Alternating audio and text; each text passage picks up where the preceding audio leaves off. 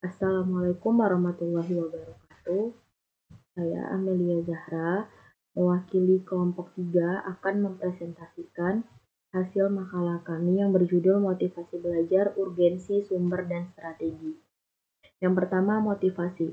Motivasi memegang peranan yang sangat penting di dalam upaya manusia untuk mencapai tujuan yang diinginkan, di dalam bidang pendidikan maupun tujuan-tujuan yang lain.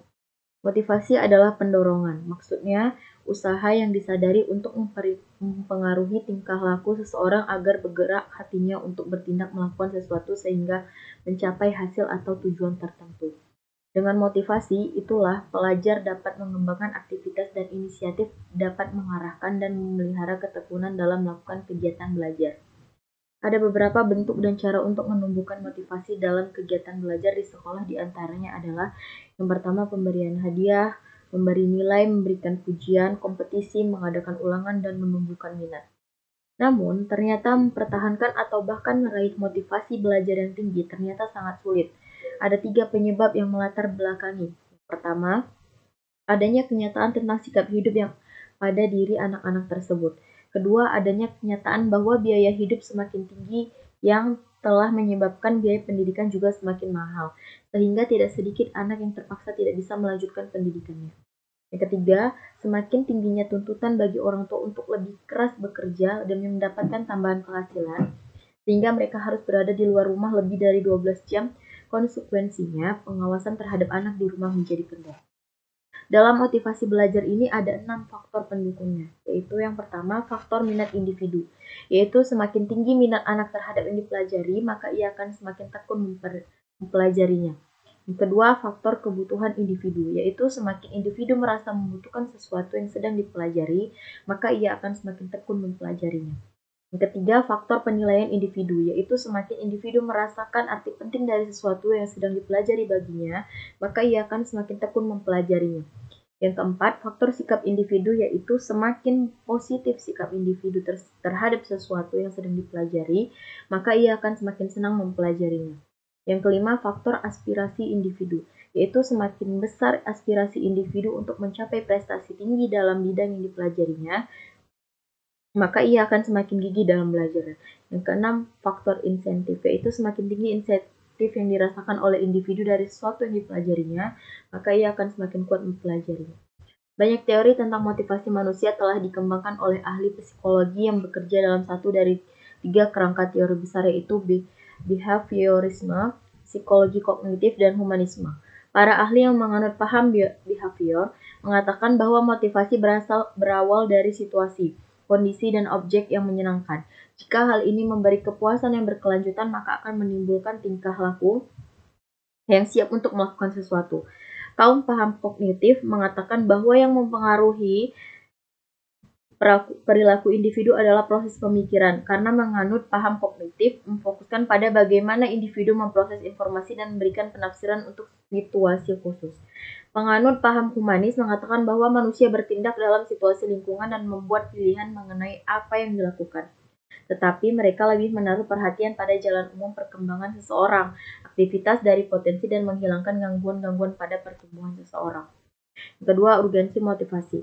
Belajar mengajar merupakan suatu proses yang sangat kompleks, karena dalam proses tersebut siswa tidak hanya sekedar menerima dan menyerap informasi yang disampaikan oleh guru, tapi siswa dapat melibatkan diri dalam kegiatan pembelajaran dan tindakan pedagogis yang harus dilakukan, agar hasil belajarnya lebih baik dan sempurna.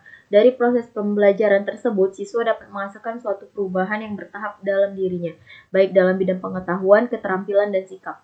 Adanya perubahan tersebut terlihat dalam prestasi belajar yang dihasilkan oleh siswa berdasarkan evaluasi yang diberikan oleh guru. Pemahaman yang baik terhadap kebutuhan peserta didik merupakan kunci bagi keberhasilan proses pembelajaran. Hal ini sesuai dengan ungkapan Hamzah B. Uno dan Nurdin Muhammad bahwa dengan memahami siswa yang baik diharapkan kita dapat memberikan layanan pendidikan yang tepat dan bermanfaat bagi masing-masing anak. Pentingnya memahami dan memenuhi kebutuhan peserta didik bagi guru, yaitu pertama, kita akan memperoleh ekspektasi yang nyata tentang anak dan remaja. Yang kedua, pengetahuan tentang psikologi perkembangan anak membantu kita untuk merespons bagaimana mestinya pada perilaku tertentu pada seorang anak. Yang ketiga, pengetahuan tentang perkembangan anak akan membantu mengenali berbagai penyimpangan dari perkembangan yang normal. Dan keempat, dengan mempelajari perkembangan anak akan membantu memahami diri sendiri. Yang ketiga, sumber belajar. Sumber belajar dapat juga dikatakan segala sesuatu yang dapat dimanfaatkan atau digunakan seseorang untuk memfasilitasi segala kegiatan belajar, baik itu secara terpisah maupun secara terhubung agar dapat mempermudah seseorang dalam mencapai tujuan belajar yang diinginkan. Adapun pengertian sumber belajar menurut para ahli, diantaranya sebagai berikut. Yang pertama, menurut Ahmad Sudrajat, sumber belajar adalah semua sumber baik secara data, orang, dan wujud tertentu yang dapat digunakan oleh peserta didik dalam belajar baik secara terpisah maupun secara terkombinasi sehingga mempermudah peserta didik dalam mencapai tujuan belajar. Yang kedua, menurut Sitepu, sumber belajar adalah usaha sadar yang dilakukan secara terencana dan menggunakan metode tertentu untuk mengubah perilaku setiap menetap melalui interaksi melalui sumber belajar. Sumber belajar memiliki fungsi diantaranya sebagai berikut. Yang pertama, memungkinkan penyajian pembelajaran yang lebih luas dengan cara penyajian informasi yang mampu menembus batas geografis. Yang kedua, meningkatkan produktivitas pembelajaran. Yang ketiga, memberikan kemungkinan pembelajaran yang sifatnya lebih individual. Yang keempat, memberikan dasar yang lebih ilmiah terhadap pembelajaran. Yang kelima, lebih memantapkan pembelajaran. Yang keenam, memungkinkan belajar secara seketika. Adapun beberapa manfaat sumber belajar, yang pertama, memberikan pengalaman belajar yang lebih konkret dan langsung. Yang kedua, menyajikan sesuatu yang tidak mungkin diadakan, dikunjungi, atau dilihat secara langsung. Yang ketiga, menambah dan memperluas cakrawala sains yang ada dalam kelas. Yang keempat, membantu memecahkan masalah pendidikan dalam lingkup makro maupun mikro. Yang kelima, memberikan motivasi positif. Yang keenam, merangsang untuk berpikir kritis, merangsang untuk bersikap lebih positif, serta berkembang lebih jauh.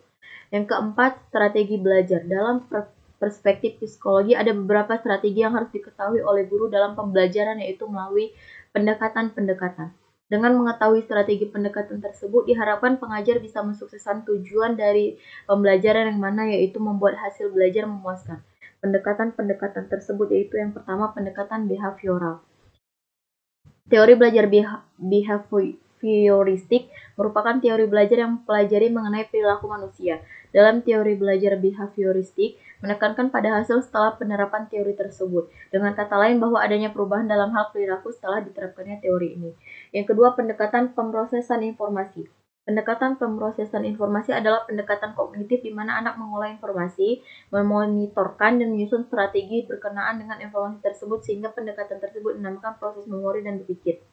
Yang ketiga, pendekatan konstruktivis sosial. Pendekatan konstruktivis sosial adalah pendekatan yang menekankan konteks sosial pembelajaran dan gagasan bahwa pengetahuan saling dibentuk dan dikonstruksi.